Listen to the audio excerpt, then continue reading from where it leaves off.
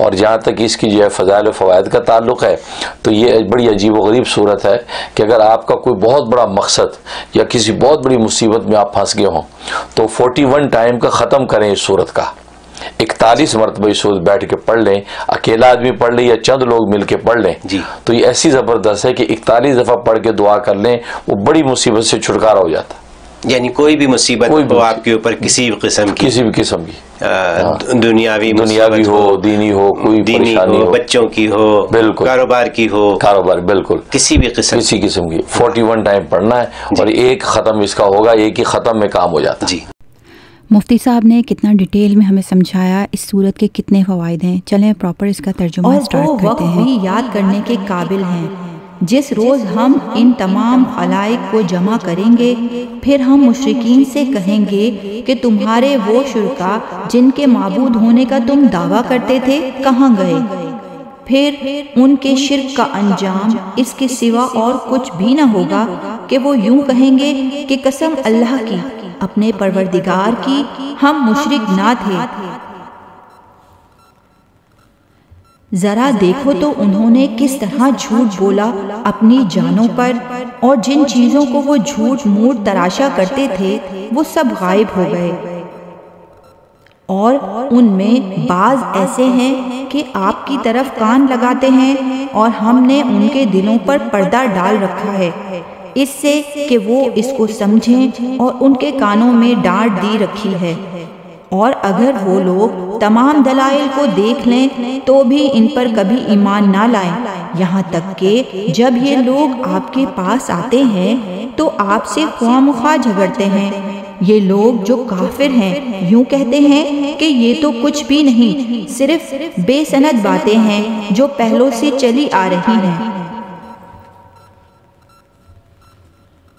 اور یہ لوگ ان سے دوسروں کو بھی روکتے ہیں اور خود بھی اس سے دور دور رہتے ہیں، اور یہ لوگ اپنے ہی کو تباہ کر رہے ہیں اور کچھ خبر نہیں رکھتے۔ اور اگر آپ اس وقت دیکھیں جبکہ یہ دوزخ کے پاس کھڑے کیے جائیں تو کہیں گے ہائے کیا اچھی بات ہو کہ ہم پھر واپس بھیج دیے جائیں، اور اگر ایسا ہو جائے تو ہم اپنے رب کی آیات کو جھوٹا نہ بتلائیں اور ہم ایمان والوں میں سے ہو جائیں، بلکہ جس چیز کو اس سے قبل چھپایا کرتے تھے وہ ان کے سامنے آ گئی ہے، اور اگر یہ لوگ پھر واپس بھیج دیے جائیں تب بھی یہ وہی کام کریں گے جس سے ان کو منع کیا گیا تھا، اور یقیناً یہ بالکل جھوٹے ہیں۔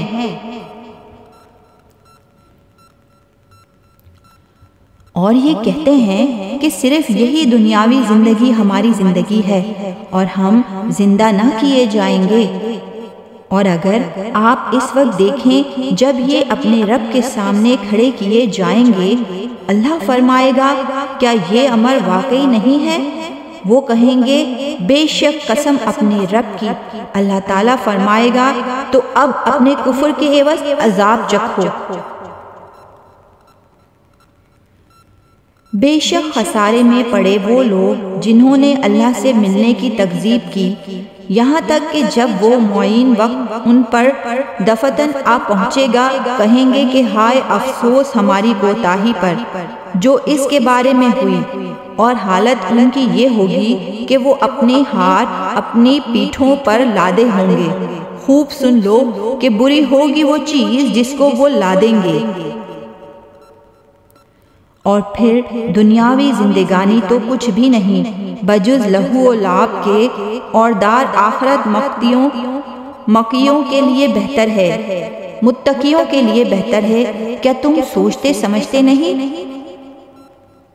ہم خوب جانتے ہیں کہ آپ کو ان کے اقوال مغموم کرتے ہیں، سو یہ لوگ آپ کو جھوٹا نہیں کہتے، لیکن یہ ظالم تو اللہ کی آیتوں کا انکار کرتے ہیں۔ اور بہت سے پیغمبر جو آپ سے پہلے ہوئے ہیں ان کی بھی تکذیب کی جا چکی ہے، سو انہوں نے اس پر صبر ہی کیا، ان کی تکذیب کی گئی اور ان کو ایذائیں پہنچائی گئیں، یہاں تک کہ ہماری امداد ان کو آن پہنچی، اور اللہ کی باتوں کا کوئی بدلنے والا نہیں۔ اور آپ کے پاس بعض پیغمبروں کی بعض خبریں پہنچ چکی ہیں، اور اگر آپ کو ان کا اعتراض گراں گزرتا ہے تو اگر آپ کو یہ قدرت ہے کہ زمین میں کوئی سرنگ یا آسمان میں کوئی سیڑھی ڈھونڈ لو اور پھر کوئی معجزہ لے آؤ تو کرو، اور اگر اللہ کو منظور ہوتا تو ان سب کو راہ راست پر جمع کر دیتا، سو آپ نادانیوں میں نہ ہو جائیے۔ وہی لوگ قبول کرتے ہیں جو سنتے ہیں، اور مردوں کو اللہ زندہ کر کے اٹھائے گا، پھر اللہ ہی کی طرف لائے جائیں گے۔ اور یہ لوگ کہتے ہیں کہ ان پر کوئی معجزہ کیوں نہیں نازل کیا گیا؟ ان کے رب کی طرف سے آپ فرما دیجئے کہ اللہ تعالیٰ کو بے شک پوری قدرت ہے اس پر کہ وہ معجزہ نازل فرما دے، لیکن ان میں اکثر بے خبر ہیں۔ اور جتنے قسم کے جاندار، یعنی جتنے قسم کے جاندار زمین پر چلنے والے ہیں، اور جتنے قسم کے پرند جانور ہیں کہ اپنے دونوں بازوؤں سے اڑتے ہیں، ان میں کوئی قسم ایسی نہیں جو کہ تمہاری طرح کے گروہ نہ ہوں۔ ہم نے دفتر میں کوئی چیز نہیں چھوڑی۔ پھر سب اپنے پروردگار کے پاس جمع کیے جائیں گے، اور جو لوگ ہماری آیتوں کی تکذیب کرتے ہیں وہ تو طرح طرح کی ظلمتوں میں بہرے گونگے ہو رہے ہیں۔ اللہ جس کو چاہے راہ کر دے، یعنی بے راہ کر دے، اور جس کو چاہے سیدھی راہ پر لگا دے۔ آپ کہہ دیجئے کہ اپنا حال تو بتلاؤ کہ اگر تم پر اللہ کا کوئی عذاب آ پڑے یا تم پر قیامت ہی آ پہنچے تو کیا اللہ کے سوا کسی اور کو پکارو گے اگر تم سچے ہو؟ بلکہ خاص اسی کو پکارو گے۔ پھر جس کے لیے تم پکارو گے اگر وہ چاہے تو اس کو ہٹا بھی دے، اور جن کو تم شریک ٹھہراتے ہو ان سب کو بھول بھال جاؤ گے۔ اور ہم نے اور امتوں کی طرف بھی جو کہ آپ سے پہلے گزر چکی ہیں پیغمبر بھیجے تھے، سو ہم نے ان کو تنگدستی اور بیماری سے پکڑا تاکہ وہ اظہار عجز کر سکیں۔ سو جب ان کو ہماری سزا پہنچی تھی تو انہوں نے عاجزی کیوں اختیار نہیں کی، لیکن ان کے قلوب سخت ہو گئے اور شیطان نے ان کے اعمال کو ان کے خیال میں آراستہ کر دیا۔ پھر جب وہ لوگ ان چیزوں کو بھولے رہے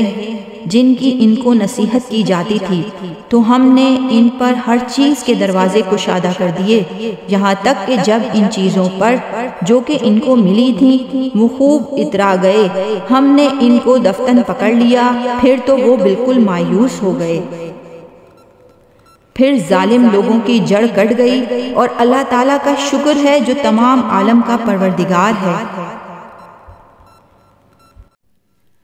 آپ کہیے کہ یہ بتلاؤ، اگر اللہ تعالیٰ تمہاری سماعت اور بصارت بالکل لے لے اور تمہارے دلوں پر مہر کر دے تو اللہ تعالیٰ کے سوا اور کوئی معبود ہے کہ یہ تم کو پھر دے دے؟ آپ دیکھیے تو ہم کس طرح دلائل کو مختلف پہلوؤں سے پیش کر رہے ہیں، پھر بھی یہ اعتراض کرتے ہیں۔ آپ کہیے کہ یہ بتلاؤ، اگر تم پر اللہ تعالیٰ کا عذاب آ پڑے خواہ اچانک یا اعلانیہ تو کیا بجز ظالم لوگوں کے اور بھی کوئی ہلاک کیا جائے گا؟ اور ہم پیغمبروں کو صرف اس واسطے بھیجا کرتے ہیں کہ وہ بشارت دیں اور ڈرائیں، پھر جو ایمان لے آئے اور درستی کر لے سو ان لوگوں پر کوئی اندیشہ نہیں اور نہ وہ مغموم ہوں گے۔ اور جو لوگ ہماری آیتوں کو جھوٹا بتلائیں ان کو عذاب پہنچے بوجہ اس کے کہ وہ نافرمانی کرتے ہیں۔ آپ کہہ دیجئے کہ نہ تو میں تم سے یہ کہتا ہوں کہ میرے پاس اللہ کے خزانے ہیں اور نہ میں غیب جانتا ہوں، اور نہ میں تم سے یہ کہتا ہوں کہ میں فرشتہ ہوں، میں تو صرف جو کچھ میرے پاس وحی آتی ہے اس کا اتباع کرتا ہوں۔ آپ کہیے کہ اندھا اور بینا کہیں برابر ہو سکتا ہے، سو کیا تم غور نہیں کرتے؟ اور ایسے لوگوں کو ڈرائیے جو اس بات سے اندیشہ رکھتے ہیں کہ اپنے رب کے پاس ایسی حالت میں جمع کیے جائیں گے کہ جتنے غیر اللہ ہیں نہ کوئی ان کا مددگار ہوگا اور نہ کوئی شفیع ہوگا۔ اس امید پر کہ وہ ڈر جائیں، اور ان لوگوں کو نہ نکالیں جو صبح شام اپنے پروردگار کی عبادت کرتے ہیں، خاص اسی کی رضامندی کا قصد رکھتے ہیں۔ ان کا حساب ذرا بھی ان کے متعلق نہیں، اور ان کا حساب ذرا بھی ان کے متعلق نہیں کہ آپ ان کو نکال دیں، ورنہ آپ ظلم کرنے والوں میں سے ہو جائیں گے۔ اور اسی طرح ہم نے بعض کو بعض کے ذریعے سے آزمائش میں ڈال رکھا ہے، تاکہ یہ لوگ کہا کریں، کیا یہ وہ لوگ ہیں کہ ہم میں سے ان پر اللہ تعالیٰ نے فضل کیا ہے؟ کیا یہ بات نہیں ہے کہ اللہ تعالیٰ شکر گزاروں کو خوب جانتا ہے؟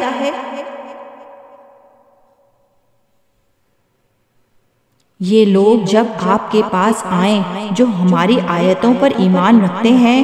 تو یوں کہہ دیجئے کہ تم پر سلامتی ہے،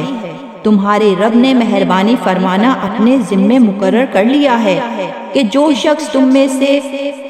برا کام کر بیٹھے جہالت سے، پھر وہ اس کے بعد توبہ کر لے اور اصلاح رکھے، تو اللہ کی یہ شان ہے کہ وہ بڑی مغفرت کرنے والا ہے، بڑی رحمت والا ہے۔ اسی طرح ہم آیات کی تفصیل کرتے رہتے ہیں، اور تاکہ مجرمین کا طریقہ ظاہر ہو جائے، آپ کہہ دیجئے کہ مجھ کو اس سے ممانعت کی گئی ہے کہ ان کی عبادت کروں جن کو تم لوگ اللہ تعالیٰ کو چھوڑ کر پکارتے ہو۔ آپ کہہ دیجئے میں تمہاری خواہشات کی اتباع نہ کروں گا، کیونکہ اس حالت میں تو میں بے راہ ہو جاؤں گا اور راہ راست پر چلنے والوں میں نہ رہوں گا۔ آپ کہہ دیجئے کہ میرے پاس تو ایک دلیل ہے میرے رب کی طرف سے، اور تم اس کی تکذیب کرتے ہو۔ جس چیز کی تم جلد بازی کر رہے ہو وہ میرے پاس نہیں، حکم کسی کا نہیں بجز اللہ تعالیٰ کے، کہ اللہ تعالیٰ واقعی بات کو بتلا دیتا ہے، اور سب سے اچھا فیصلہ کرنے والا وہی ہے۔